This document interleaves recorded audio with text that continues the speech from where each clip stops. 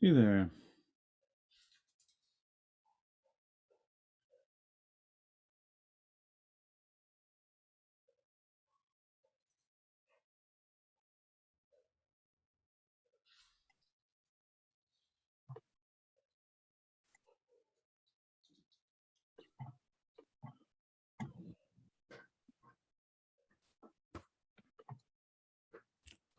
Hi. Hey, how's it going? Hey, good morning. Morning. Morning. Afternoon, wherever we are. Yeah. Morning in California. Yes. Where are you guys? Where are you located? I'm in London, so it's 4 p.m. here. Oh, okay, great. I'm in Cambridge as well, so it's not far. And I'm in San Francisco, Oakland. Oh, okay. So I'm in San Mateo. So, Oh, nice. Just over there. yeah. Yeah, it's nice to meet you. I've been checking out some of the other tag runtime meetings. All sorts of cool stuff coming through. Yeah. Yeah, it's a lot of new stuff. Some of it is not necessarily proven, but we want to keep the excitement and different projects come and present and see where cloud native actually goes, in terms of like how people run workloads in these types of environments. Mm-hmm. Yeah. Awesome. Yeah, I think it's going to be just the four of us. Let me post I think you might have already that link already, but go ahead and add yourself as an attendee of the meeting. This link. And and I think we can get started. I'd love to hear about how do you pronounce it? Armada or Armada or Armada. Armada, yeah. Yeah. There's another project called K Armada. I'm not really sure if you. It came after us. They even used the very similar logo to what we used to use. Oh, okay. I was thinking about this. I think there's only so many sort of shipping related sort of puns you can use, and for the same reasons, let's pick that. Actually, it's a completely different thing, but it's got a similar name. Yeah. Cool. All right. So I've got a presentation. If you want me to, I can run through that. Yeah, that'd be great. Okay, hold on a sec. Let me just share my screen. I actually ran this exact same presentation yesterday at the CNCF Research User Group. Awesome. So hopefully I'm rehearsed. Okay, you can see my screen? Yep. Brilliant. Okay. All right. So thank you for having me. And today I'm going to be talking a bit about Armada, which is a project we're working on at G Research. Strapline here is high throughput workloads on Kubernetes. So first, a bit of an intro. So my name's Jamie Poole. I work for G Research. We're a fintech company based in London. We build and run a large distributed research platform for our teams of quantitative researchers, basically looking for patterns in large, real-world, noisy data sets, market data, financial data sets. And a bit of backstory for us, we're about 20 years old. We've grown quite a lot in that time, and we're currently migrating large amount of our batch compute workloads from HT Condor on Windows through to Kubernetes on Linux. So around the beginning of the millennium, anyone working in fintech, you'd typically be working with .NET Framework and Windows because that's just the way things were. Over time, we've migrated quite a lot to Linux as machine learning has basically emerged and become a thing. Linux is the sort of de facto place to be doing all that kind of stuff. So it makes sense. And in the meantime, containerization and Kubernetes has emerged as a de facto orchestration platform for containers. So that was our target. So Armada itself, what is it? So the best way to think about it is probably an open source job queuing system for high throughput workloads. So most of our compute is dedicated towards running run to completion batch jobs, a large amount of on-prem compute. We use private cloud, so use any public cloud. We kind of decided early on that we wanted to go big on Kubernetes and really invest in using Kubernetes as a common substrate for all of our compute. So we wanted to add the features that we needed to support all of our batch compute workloads onto Kubernetes, on top of Kubernetes, so and then use as much of Kubernetes capabilities as possible rather than replacing them. So I guess the key things that we were getting from Condor that we didn't get straight away from Kubernetes were things like fair share over time, supporting queuing large amounts of jobs, being able to basically ask for much more compute than there is physically available, and also having some kind of user interface and rich metrics so we could understand what's going on with the platform. The architecture of Armada is this diagram. So all of the blue boxes are Kubernetes clusters. So at the top level, the thing that users actually interact with is the component we call the server, Armada server. This has an API, gRPC API that people talk to. And behind the scenes, it has databases for events and jobs. But this is the thing that basically users talk to and say, hey, please run this job, where a job is I'll get to it in a moment, but it's basically a Kubernetes pod spec or a collection of those. And typically it's a researcher saying, please run this experiment, use this image with these arguments, take this input data, and maybe run 1,000 of those or even 1,000,000 of those, for example. And then underneath, we have multiple Kubernetes clusters where the actual work is done. So these clusters we call executor clusters. That has a component deployed called the Armada executor. That thing has sort of free reign over the cluster and is responsible for looking at its local Kubernetes API, saying how much resources available, this much CPU, this much RAM, maybe this many GPUs, talking back to the server component saying, hey, I've got capacity for this amount of jobs, what have you got? Leasing a job and then actually running it locally and managing the life cycle of the workload. Practically what that means is running some pods and basically keeping track of those. And then the key thing of the architecture here as well is we have multiple of these, so we can scale out horizontally quite easily, all leasing back to the single server up top. Core concepts that we have that sort of important to understand within the system are relatively familiar to anyone working at HTC background or HPC. So we have a queue. I've probably got these in the wrong order actually. Job's probably the sort of top level thing. Job is the unit of work to be run. So that is the specification of that thing. Let's say it's a Python image that calculates pi or something. That would be the job saying, run this image, use these arguments, go. In Armada land, that's really just described as a Kubernetes pod spec. It's slightly decorated with some extra Armada stuff, but it's basically a Kubernetes pod spec.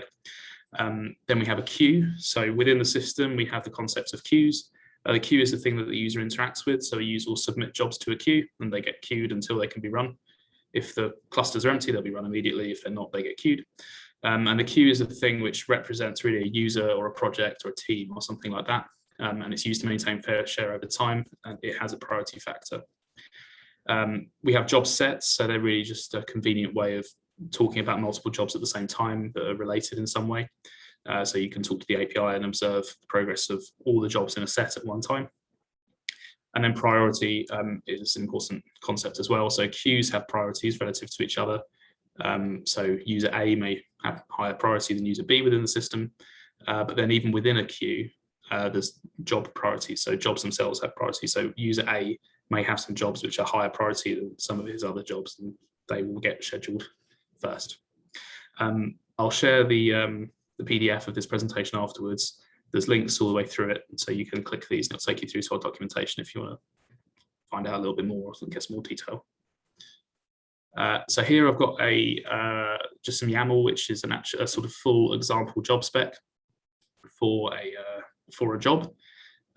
So the stuff you see at the top is the sort of Armada specific stuff. So you see the queue, job set ID, maybe the priority, namespace, and some other labels that you can apply that Armada will apply to the jobs. And then underneath so you can see here we can submit many jobs. So this is a YAML list. So this just contains one job with one pod, but this job can contain multiple pods. And then the pod specs here are literally Kubernetes pod specs. So we haven't encoded this into our schema or anything. It's just literally anything that can be expressed as a Kubernetes pod spec can be placed here, and we just pass it through onto Kubernetes. We have a command line interface. So typically users interacting with Armada would use our CLI. So it's similar to kubectl in a sense. It's convenient wrapper around our gRPC API. It's just a Go binary, self-contained. You just run it locally, and you can run commands such as submit. So you could submit the YAML file containing jobs like that one we just saw, and then you can run commands such as watch with a job set, and then you get this kind of feedback. So this is typically what a human would use when they're interacting with Armada. If you had other software that was interacting with it, it could invoke this, or it could just use the API directly, which is probably a bit more sensible. The API itself supports Kerberos authentication or OIDC as well, depending on your environment.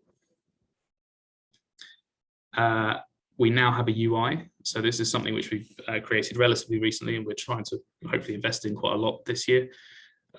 We called it Lookout. It's a relatively basic UI now. It uses React, web-based, and allows you to view, it just provides a view over queues and job sets, so you can kind of get a feel for the status of the system and what's running.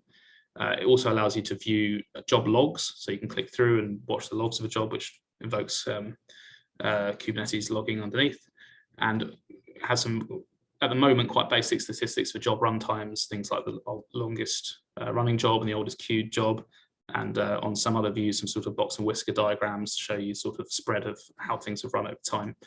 But yeah, there's going to be more to follow on that. I've got some notes here on scale and resiliency and why we design things in a certain way. So a lot of this is to do with why we went for the whole let's go multi-cluster from the beginning. We were kind of aware that we've got a large amount of compute and we want to be able to scale and not really be constrained by our software. We know that Kubernetes doesn't scale indefinitely. So I think the limit as of now is still 5,000 nodes for a single cluster, although anecdotally it's quite hard to get it past a couple of thousand. You have to start really, bending over backwards and contorting yourself to make that work.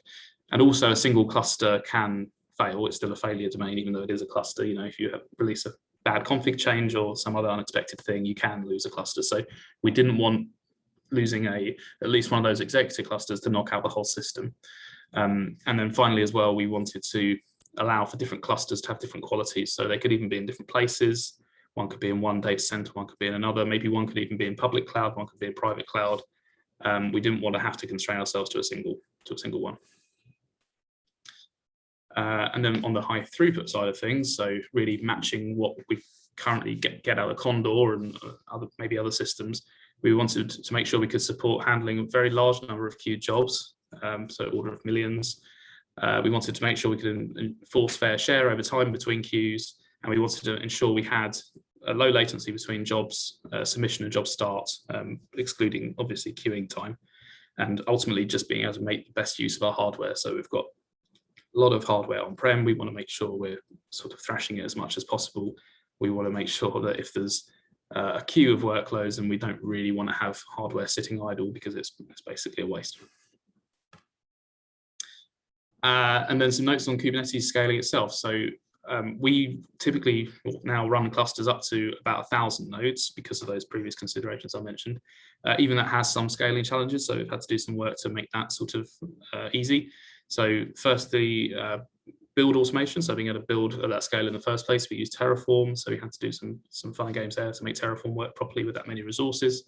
And then we've had some work around scaling our CNI, so we use Calico for the networking within our clusters. That had to have some adaptations to work at that scale, and then some other bits and pieces around Prometheus and monitoring.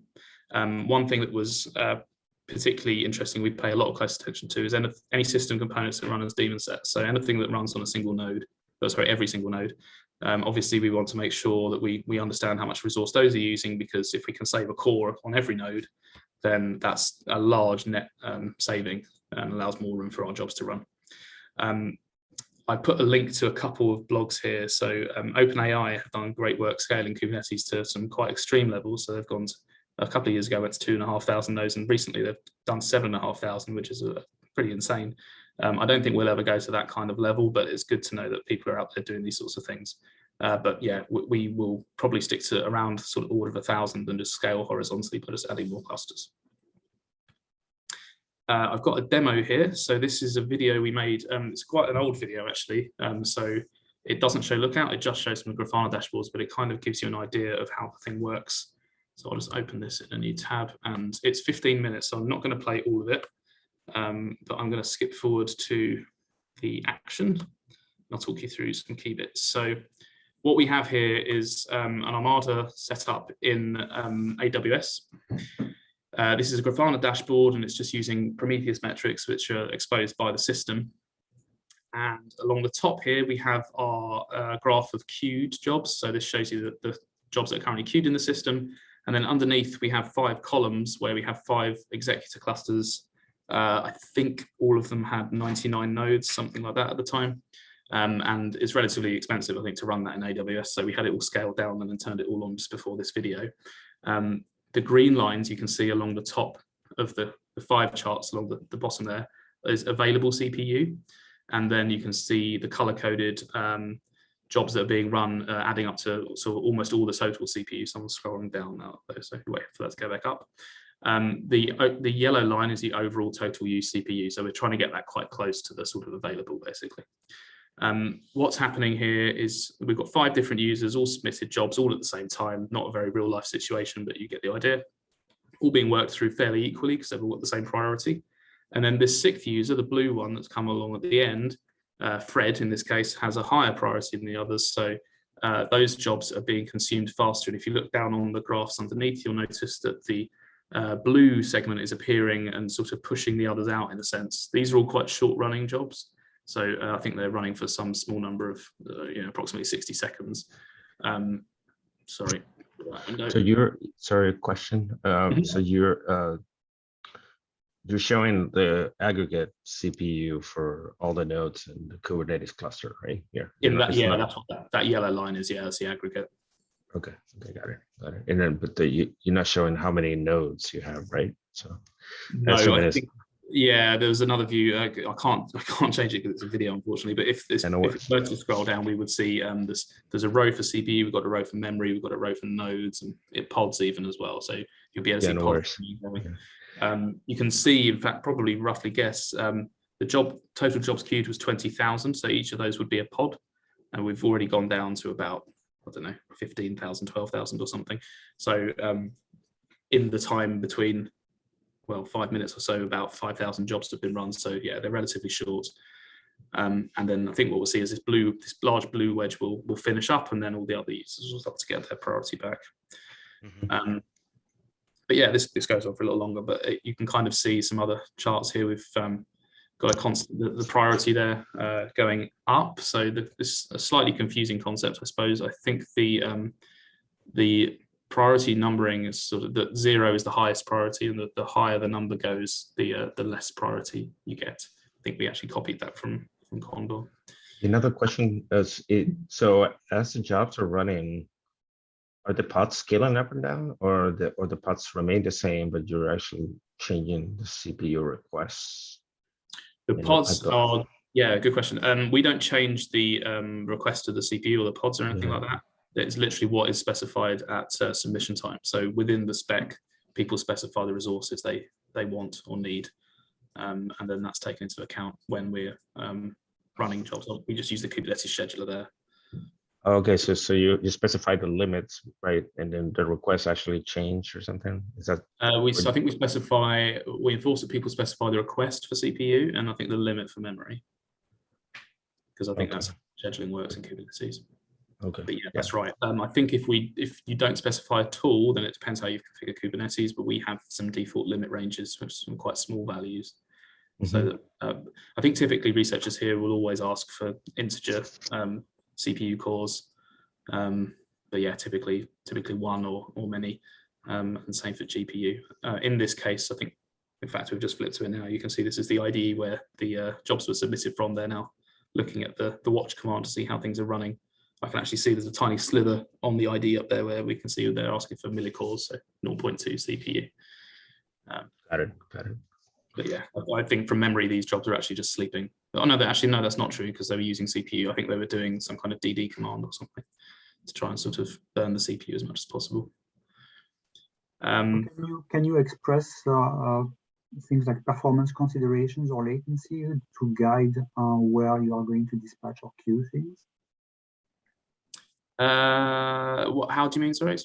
expand on that? Well, depending on which cloud instance or platforms you're planning to schedule particular executions, do you take into account performance or latency for accessing these? Oh, I see what you mean. Not by default, but that can be opted into. So I guess it depends on your environment, but we basically just use Kubernetes concepts to allow scheduling. So if you can have things like node selectors or taints and tolerations even. So if you had a particular requirement for, I don't know, data locality or something like that, or some particular hardware, then you could express that in your pod specification, and then it will get taken into account when scheduling. If you don't, then you'll just get scheduled wherever. Okay. That's the sort of design. Right, I'll just stop the video. So I've just got a few more slides. Cool. Okay, so I'll just talk briefly about the roadmap, where we're going. So we've got a decent idea of what we want to achieve over the next year. We've kind of broken up into these kinds of themes. So we want to kind of invest quite heavily in the observability side of things. We rely quite a lot on Grafana at the moment internally, which is fine, but we want to try and build as much of this kind of observability and understanding into our Lookout UI as possible. So our users who aren't necessarily Kubernetes admins or even particularly Au fait with Grafana and Prometheus, to be able to just click around and have views to answer those sort of really common questions like, why isn't my job running yet? Why is my job performing or not performing properly? You know, how much fair share am I getting on the system? How much resources are available? All of that kind of stuff. We want to build that into the UI and make it really intuitive and easy for people to use. We're going to try and add some support for maybe some slightly smarter scheduling and distributed jobs specifically. So we'd like to be able to sort of run bigger ML things where we maybe schedule the big gang scheduling kind of thing, you know, MPI kind of stuff, running multiple things at once that talk to each other. And we're trying to also really add to the open source offering around tooling. So a lot of the work we've done here, which we haven't yet open sourced, is around how to configure our clusters easily to be able to support this kind of workload, and also integrate with other open source tools like Kubeflow and Spark and other things that other researchers might be using, because we often get asked the question, how does this interact with Spark or Kubeflow? And we don't necessarily have a good answer for that at the moment. So getting some good sort of examples of that, I think, would be really beneficial. And I think this is the final slide, but I've just got a link here to our quick start. So it's quite easy to try it out if you want to get a feel for how it works and what it is. The quick start guide just guides you through a local installation, which is obviously not for use in anything like production, but just on your local machine. It will spin up a few clusters using kind Kubernetes in Docker, deploy the application there, and then let you submit some jobs and sort of get a feel for how it works and what's going on. At the end of it, you'll be presented with a Grafana dashboard like this, where you can see what's happening, and also the UI is deployed so you can access that as well. And that's it for my presentation. So yeah, thank you very much for listening. I'm Jamie, and I'm the Compute Platform Engineering Manager at GR, and a couple of links there to the GitHub for Armada and also the standard plug that we are hiring. And that's the link there. So yeah, thank you. Any questions? I know we've had questions as we go, but any more? Awesome. Thank you for the presentation. So I have just some questions, general questions about community. Do you like have other people using the project, or just primarily G research? And we haven't, I don't think we've got anyone official using it yet. We've had some interest and sort of been doing presentations a bit like this. I could name drop some people, but it probably wouldn't be quite fair because we haven't definitely got them using it. But it kind of came, the whole project was born out of us talking with some other people in our research user group at KubeCon Barcelona, whenever that was. I think it's been about 2019. Yeah, something like that.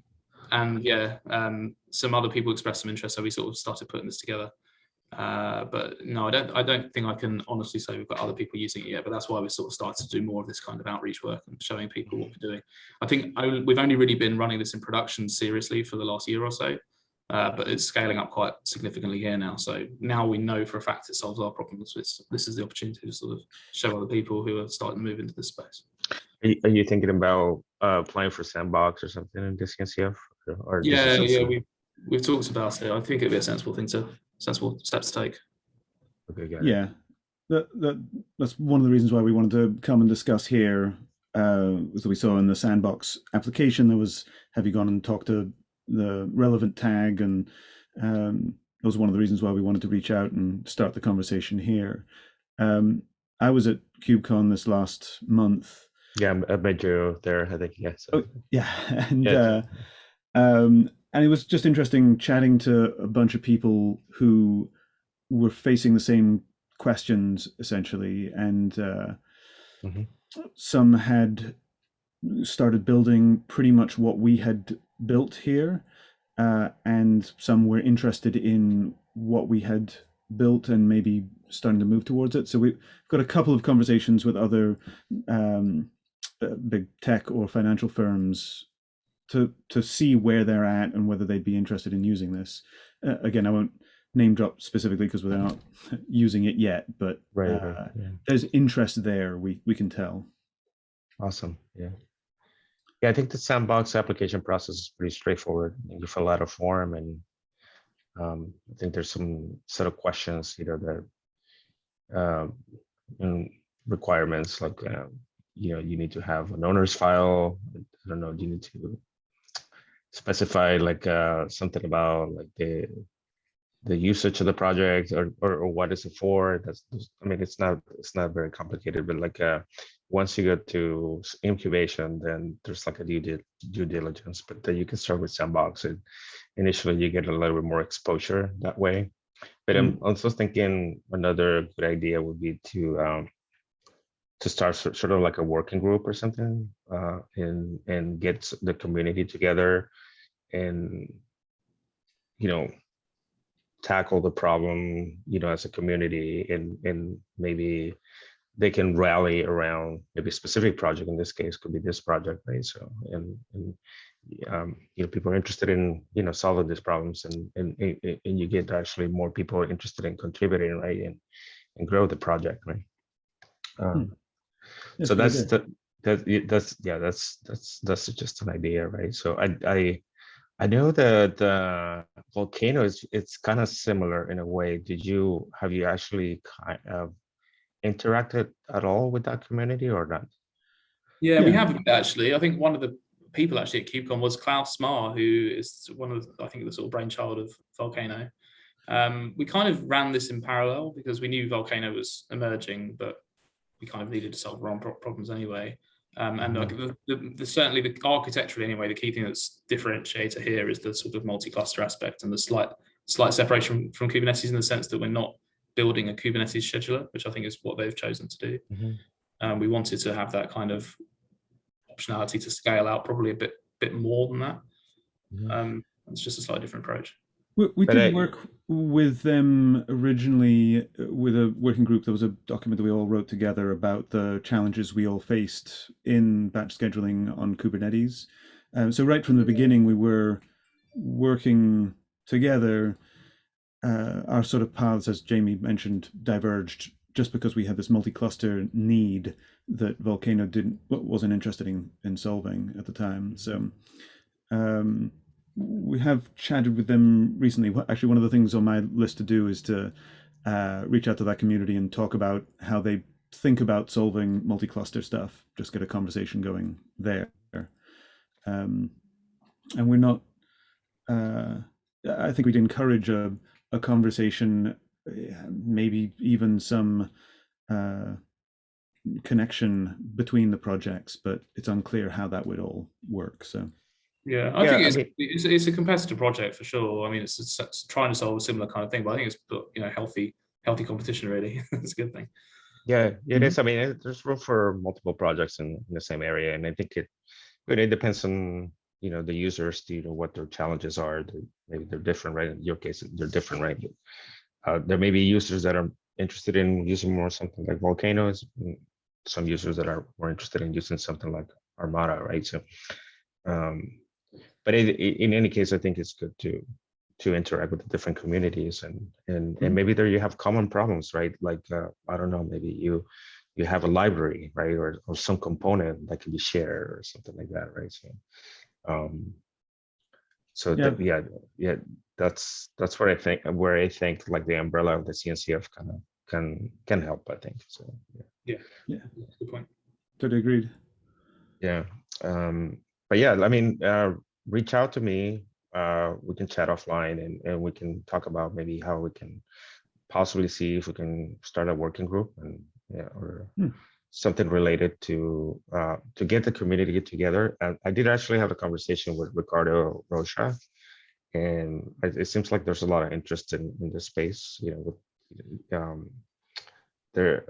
I think there were some other folks from the Kubernetes community thinking about starting something. Bob Killen, I think, is in the Kubernetes community, was interested in starting something, but he's related to the Volcano crew, I think, right? Bob actually used to run the research user group. But when we started it, he was the host because he was working for Uni of Michigan at the time. Was that? He then ended up working for Google, so then couldn't run the research user group anymore. But Bob was one of those. Yeah, I mean, he's just very interested in batch compute as well. Yeah, I think we totally encourage more conversation. One of the conversations that I mentioned earlier was a company who has essentially built the same thing that as we have. Like, there's clearly a need for what's being built here, whether it's us or them or Volcano with Federation. There's also just a larger conversation around federation of all sorts of resources across multiple Kubernetes clusters. That we didn't want to take on federation of the whole thing because we had just a specific need, but there's maybe another whole line of conversation to be had just around federation. So yeah, because that's what that Armada thing is more about. I think that's like having deployments of things on multiple things and replicas of them. And I think there's Admiralty projects as well, which is like another right. The Admiralty, the K Armada too. That's the two projects, right? Are sort of tackling some of that federation problem. So lots of interesting stuff. I think let's keep in touch and see if we can create something and take the community forward. Yeah. So I mean, from the point of view of this tag group, is this interesting? Is this what you want to be, like, the kind of project that you're interested in, the kind of project that you're looking for?